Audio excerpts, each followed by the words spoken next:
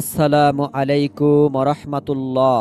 সুপ্রিয় দর্শক মণ্ডলী, আশা করি মহান আল্লাহ রব্বুল আলামিনের অশেষ রহমতে আপনারা সবাই ভালো আছেন। প্রিয় দর্শক, প্রত্যেক ফরজ নামাজের পরে রাসূল সাল্লাল্লাহু আলাইহি ওয়াসাল্লাম এই 10টি আমল সব সময় করতেন, সাহাবায়ে কেরামগণ করতেন, তাই আমরাও করব ইনশাআল্লাহ।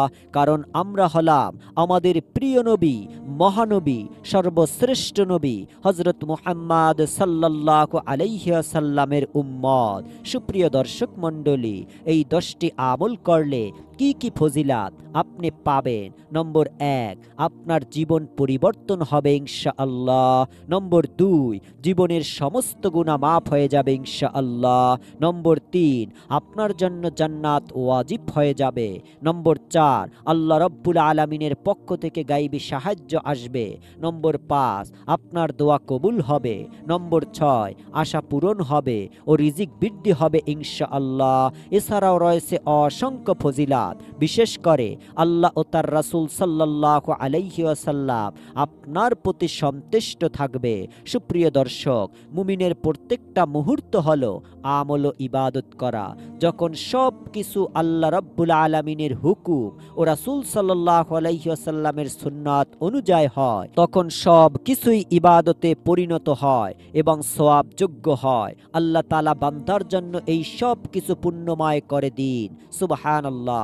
তো অন্য সব কিছুর মতো প্রত্যেক নামাজের পরে কিছু আমল রয়েছে, আমলগুলো করলেই বান্দার জীবন সুন্দর ও সুশৃঙ্খল হয়। রাসূল সাল্লাল্লাহু আলাইহি ওয়াসাল্লাম বলেন, প্রত্যেক ফরজ নামাজের শেষে কিছু দোয়া আছে, যেই ব্যক্তি এই দোয়াগুলো পড়ে বা কাজে লাগায় সে কখনো ক্ষতিগ্রস্ত হয় না। সহিহ মুসলিম হাদিস নম্বর 1237। ফরজ সালাতের পর রাসূল সাল্লাল্লাহু আলাইহি সাল্লাম বিভিন্ন দোয়া ও আমল করতেন, সাহাবায়ে কেরামগণকেও তা করতে উদ্বুদ্ধ করতেন। বিশুদ্ধভাবে বর্ণিত এমন 10টি আমল নিয়ে আজকের আলোচনা ইনশাআল্লাহ। তো 10টি আমলের মধ্যে নম্বর 1, সালাম ফিরানোর পরে কিছুটা সশব্দে একবার আল্লাহু আকবার বলা। আলহামদুলিল্লাহ। আব্দুল্লাহ ইবনে আব্বাস রাদিয়াল্লাহু তাআলা আনহু থেকে বর্ণিত, তিনি বলেন, আমি তাকবীর আল্লাহু আকবার দ্বারা রাসূল সাল্লাল্লাহু আলাইহি সাল্লামের নামাজের সমাপ্তি সম্পর্কে অবহিত হতাম। বুখারী ও মুসলিম শরীফের হাদিস। প্রিয় দর্শক, এই হাদিস থেকে আমরা জানতে পারলাম, 1 নম্বরে হলো সালাম ফিরিয়ে কিছুটা সশব্দে আল্লাহু আকবার একবার বলা। 2 নম্বর আমলটি হচ্ছে প্রত্যেক ফরজ নামাজের পরে 3 বার ইস্তিগফার অর্থাৎ আস্তাগফিরুল্লাহ পাঠ করা। সাওবান রাদিয়াল্লাহু তাআলা আনহু থেকে বর্ণিত, তিনি বলেন, রাসূল সাল্লাল্লাহু আলাইহি সাল্লাম যখন তার সালাম শেষ করতেন 3 বার ইস্তিগফার পড়তেন। মুসলিম শরীফ 1362 নম্বর হাদিস। রাসূল সাল্লাল্লাহু আলাইহি সাল্লাম ফরজ নামাজের পর যেই 10টি আমল করতেন, এটি হলো 2 নম্বর আমল। তো 3 নম্বর আমলটি হলো প্রত্যেক ফরজ নামাজের পরে একবার বলা, আল্লাহুম্মা আনতাস সালাম ওয়া মিনকাস সালাম তাবারাকতা ইয়া জাল জালালি ওয়াল ইকরাম। প্রিয় দর্শক, দোয়াটি আমি আবারও বলছি, আল্লাহুম্মা আনতাস সালাম ওয়া মিনকাস সালাম তাবারাকতা ইয়া জাল জালালি ওয়াল ইকরাম। অর্থাৎ, হে আল্লাহ, তুমি শান্তিদাতা এবং তোমার পক্ষ থেকে শান্তি আসে, তুমি বরকতময় ও সম্মানের অধিকারী। আল্লাহু আকবার। সাওবান রাদিয়াল্লাহু তাআলা আনহু থেকে বর্ণিত, রাসূল সাল্লাল্লাহু আলাইহি ওয়াসাল্লাম যখন তার সালাত শেষ করে তখন তিনি এই দোয়াটি পড়তেন। মুসলিম শরীফ 1362 নম্বর হাদিস। তো 4 নম্বর হলো প্রত্যেক ফরজ নামাজের পরে একবার বলা, আল্লাহুম্মা আইন্নি আলা যিকরিকা ওয়া শুকরিকা ওয়া হুসনি ইবাদাতিক। প্রিয় দর্শক, আমি দোয়াটি আবারও বলছি, আল্লাহুম্মা ইন্নি আলা যিকরিকা ওয়া শুকরিকা ওয়া হুসনি ইবাদাতিক। অর্থাৎ, হে আল্লাহ, তোমার জিকির করার, তোমার কৃতজ্ঞতা প্রকাশ করার এবং উত্তম রূপে তোমার ইবাদত করার ব্যাপারে আমাকে তুমি সাহায্য করো। আবু দাউদ 1524। 5 নম্বরে হচ্ছে প্রত্যেক ফরজ নামাজের পরে একবার আয়াতুল কুরসি পড়া। আবু উমামা রাদিয়াল্লাহু তাআলা আনহু থেকে বর্ণিত, রাসূল সাল্লাল্লাহু আলাইহি ওয়াসাল্লাম বলেছেন, যেই ব্যক্তি প্রত্যেক ফরজ নামাজের পরে আয়াতুল কুরসি পাঠ করবে তার জন্য জান্নাতে প্রবেশের পথে একমাত্র মৃত্যু ছাড়া আর কোনো বাধা থাকবে না। সুবহানাল্লাহ। প্রিয় দর্শক, আয়াতুল কুরসি হলো সূরা বাকারার 255 নম্বর আয়াত। অর্থাৎ যেই ব্যক্তি ফরজ নামাজের পরে আয়াতুল কুরসি পাঠ করবে, জান্নাতে প্রবেশের পথে একমাত্র মৃত্যু ব্যতীত আর কোনো বাধা থাকবে না। মৃত্যুর সঙ্গে সঙ্গে সেই ব্যক্তি জান্নাতে আরাম আয়েশ ভোগ করতে থাকবে। আল্লাহ রব্বুল আলামিন আমাদের এই আমল করার তৌফিক দান করুন।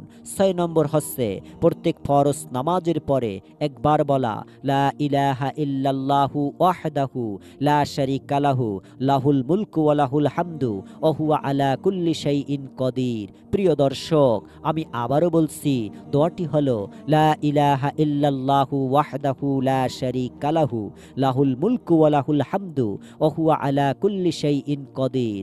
অর্থ, আল্লাহ ছাড়া কোনো মাবুদ নেই, তিনি এক, তার কোনো অংশীদার নেই, রাজত্ব তারই এবং প্রশংসা তারই, তিনি সব কিছুর উপর ক্ষমতাবান। সুবহানাল্লাহ। মুয়াবিয়া রাদিয়াল্লাহু তাআলা আনহুকে লিখে পাঠান, রাসূল সাল্লাল্লাহু আলাইহি সাল্লাম সালাত শেষ করে সালাম ফিরিয়ে এই দোয়াটি পড়তেন। বুখারী শরীফ হাদিস নম্বর 844।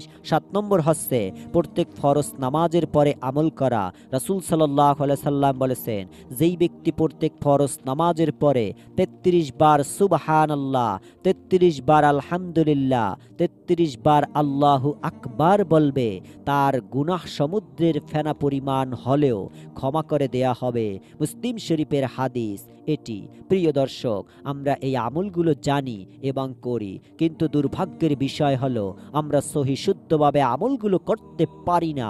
8 নম্বর হচ্ছে প্রত্যেক ফরজ নামাজের পরে নবীজি সাল্লাল্লাহু আলাইহি ওয়াসাল্লাম আল্লাহর কাছে আশ্রয় প্রার্থনা করে বলতেন, আল্লাহুম্মা ইন্নী আউযু বিকা মিনাল জুবুনি ওয়া আউযু বিকা মিন আন উদ্দা ইলা আরজালিল উমুরি ওয়া আউযু বিকা মিন ফিতনাতিদ দুনিয়া ওয়া আউযু বিকা মিন আযাবিল কবর। অর্থাৎ, হে আল্লাহ, আমি ভীরুতা, আমি বার্ধক্য, দুনিয়ার ফিতনা ও কবরের আযাব থেকে আপনার নিকট পানা চাই। বুখারী শরীফ 2667 নম্বর হাদিস। তো 9 নম্বর হচ্ছে ফজরের নামাজের পর 100 বার সুবহানাল্লাহ, 100 বার লা ইলাহা ইল্লাল্লাহ বলা।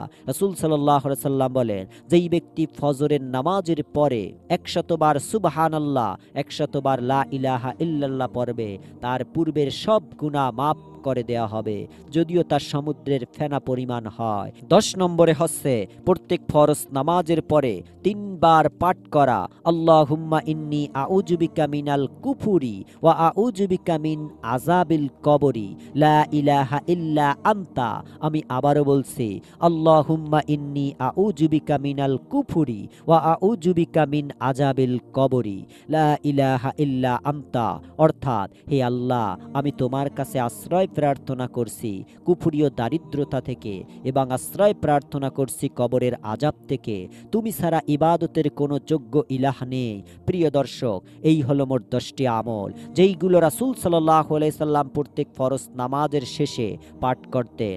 আপনারা চাইলে আমলগুলো খুব সহজেই পাঠ করতে পারবেন, দুনিয়া ও আখিরাতে অতি লাভবান হতে পারবেন। তো প্রিয় দর্শক, ভিডিওটি ভালো লাগলে অবশ্যই অন্য মুসলিম ভাইদের কাছে শেয়ার করে দিবেন।